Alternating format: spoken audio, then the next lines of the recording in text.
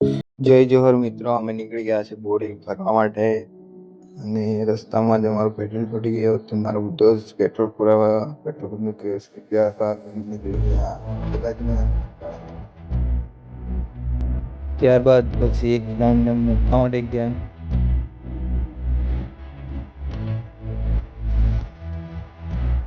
ત્યાર પછી આવી ગયા અમે બસ ડેપોમાં.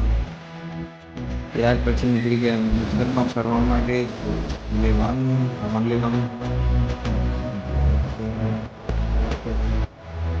ત્યાર પછી નીકળી ગયા અમે સીધો સ્કૂલ બાજુ.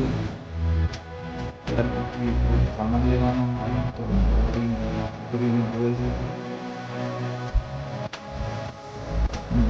નીકળી ગયા